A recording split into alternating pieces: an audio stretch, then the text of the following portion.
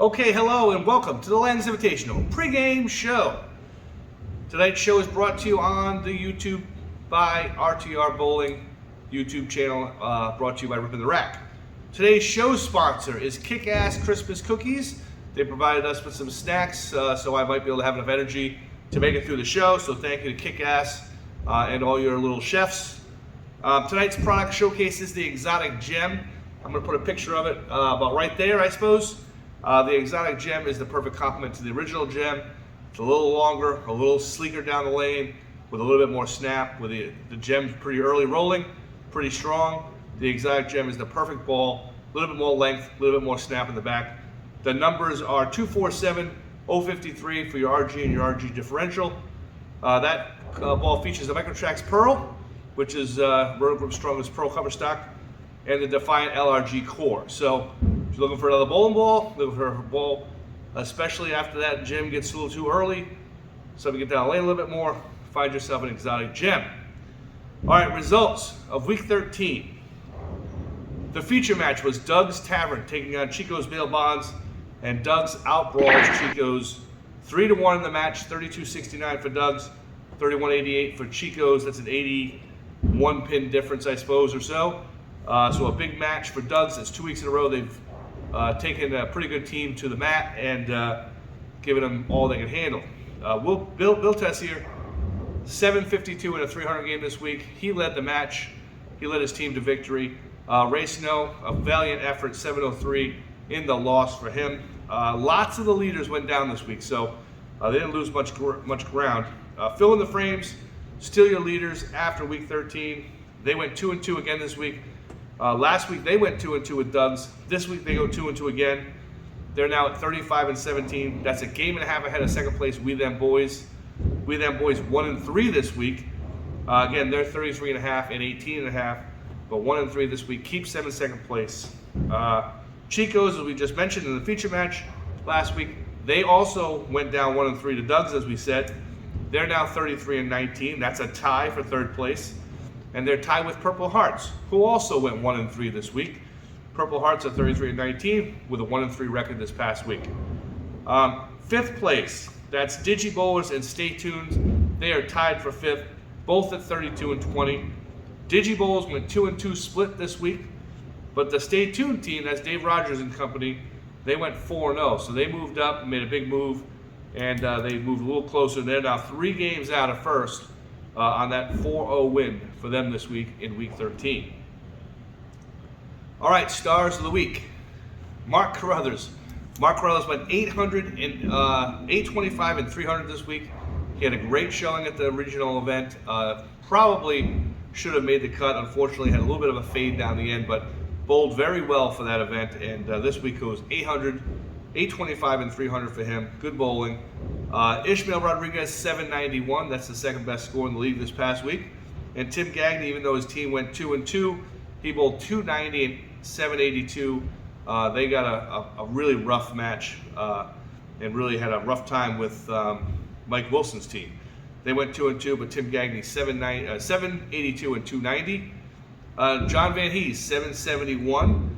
That was actually fourth high in the league. 771 was fourth high in the league this week. Another very high scoring week. And Bill Tessier, as we mentioned, 752 and a 300 game. And finally, Jimmy Sebastian with a 300 game this week. Good for Jimmy. Definitely on the roll like he was early in the season. So Jimmy Sebastian with his 300 game. And that's your stars of the week for this week. All right, now, high average list. John Van Hees leading the league, 242.13. Quidarish Rembert right behind him, 239.33, about 2.5 pins or so behind. That is not much at this point in the season, so right there with him. And then Tim Gagne, 239.10 is your third place bowler in the high average chase. Okay, next on our docket is the singles side leagues. First, the singles handicap league. We have a new leader. Steven Chartier is your new leader. His record is 62-18. This past week, he went 727 with his handicap, and that's an 8-0 record for the week for him. He is your new leader, passing Brian Opie, who is now in second place. Brian went 716 this week and won just 2 points, so 2-6 record for him on the week. He is now 3 points behind Chartier at 59-21. Excuse me. All right, Carl Droza Jr., your third place bowler, 5 points off the leader. 57-23 is his record. He bowled 764 this week with a handicap, and he went 6-2 on the night to get him up there to third place. So good bowling by Carl Droza Jr. And in fourth place, tied for third place, Mike Schrems, 57-23 as well for his record. Mike bowled 737 this week and went 8-0 in the league, so he moved up quite a bit. Big week for him. He had a pretty good year, and as of late has been turning it on even hotter. So Mike is challenging for the lead in fourth place at 57-23. In fifth place, Juan Rodriguez, who went 8-0 this week. He bowled 837 with his handicap. His record is 56-24. So fifth place, just 6 points behind the leader at 56-24. Juan Rodriguez is your fifth place bowler. Currently 35th place, that's the cash line, the bottom spot there for the cashers, 45-35. So 17 points back of the leader and 11 points back of fifth place is 35th place, your cash spot, which is 45-35. So a pretty tight at the top and a pretty tight middle there for that group. That is your singles handicap standings. All right, the singles scratch league. Clearly one of the most consistent bowlers in our area. Ray Snow is your leader in the scratch league, 60-20. He bowled 703 this week, 6-2 record again this week. He is winning at about a 75% ratio, and he wins 75% of his games this week. And he's the leader by 2 over Carl Droza Jr. So Carl Droza Jr. 58-22. He went 7-10 this week and went 8-0. So he moved in a little bit closer. He is 2 points back now of your leader, Ray Snow. And in third place, a tie between Bill Tessier and Greg White. Tessier 56-24, 752 this week and 6-2. Now, Greg White, 56-24 in the year, went 721 this week and 8-0. Greg obviously having a great year. In fact, probably the best year of his life. In fact, someone may want to go check to make sure that Greg White still has a pulse, whether he's been taken over by aliens or what. But right now, Greg White, or the artist formerly known as Greg White, is your third place tie, 56-24, with Bill Tessier. In fifth place, we have another tie, Steve Gardner and Troy Bouchard and Brian Opie. That's a three-way tie for fifth.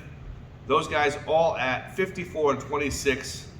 Gardner went 706, but went 0-8 this week, so really fell down out of the standings. Bouchard 678, he went 8-0, so an interesting turn of events there.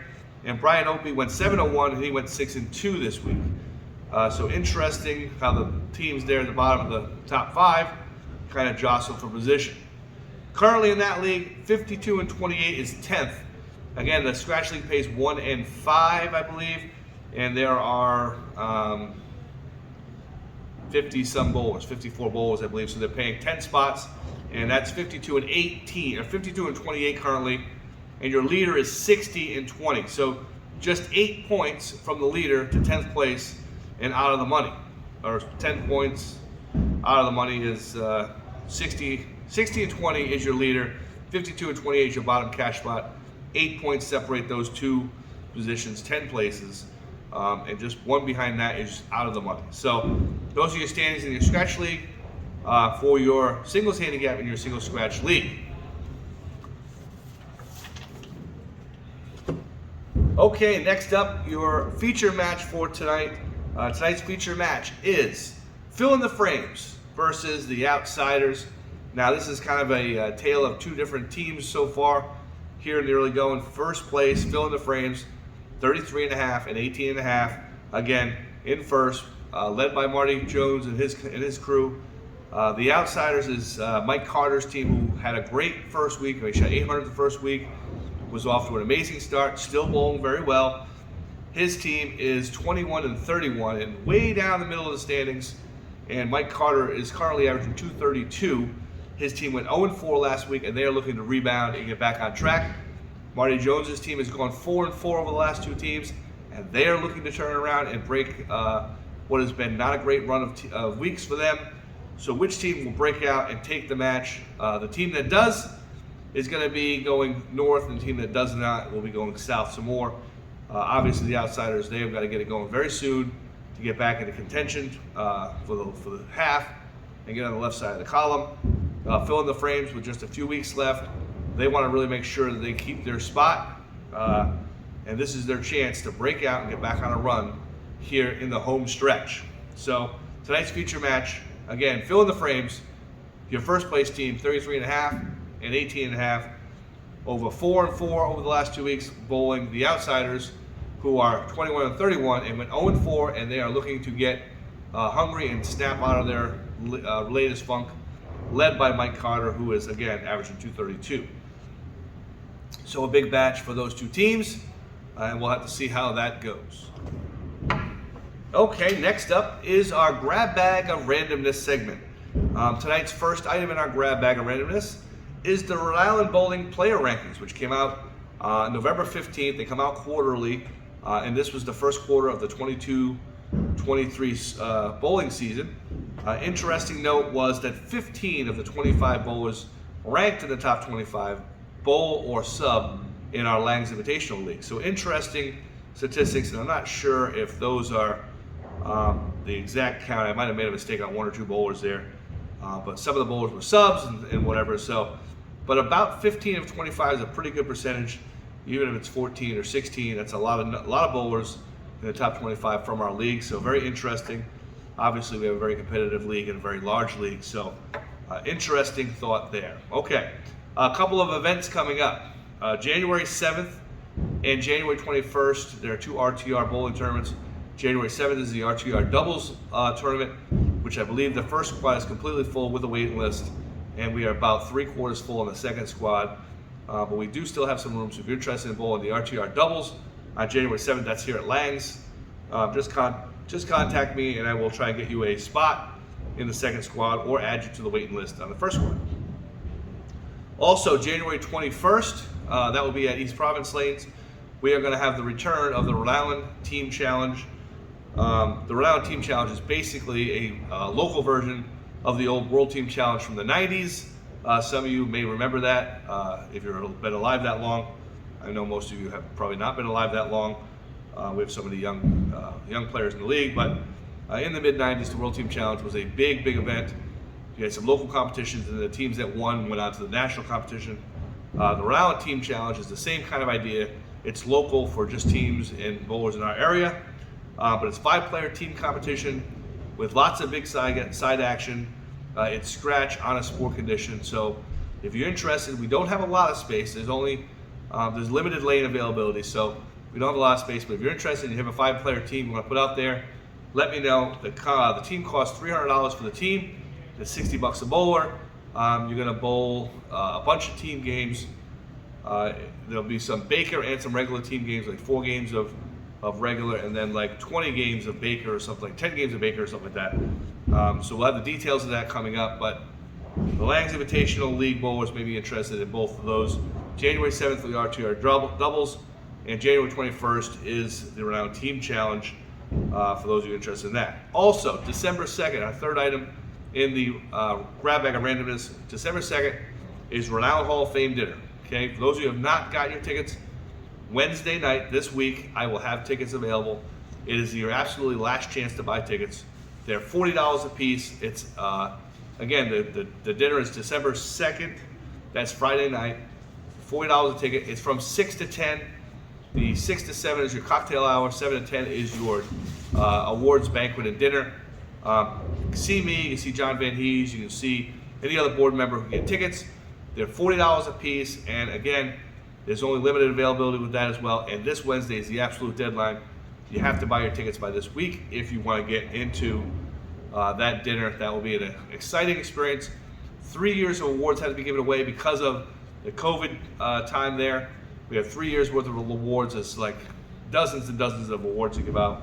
A lot of people are going to be very excited to see themselves be recognized. And of course, we have our brand new Hall of Fame class to be inducted. So we hope that you will buy tickets and you'll come and join us for December 2nd's annual Rhode Island Hall of Fame Awards dinner presentation. Okay?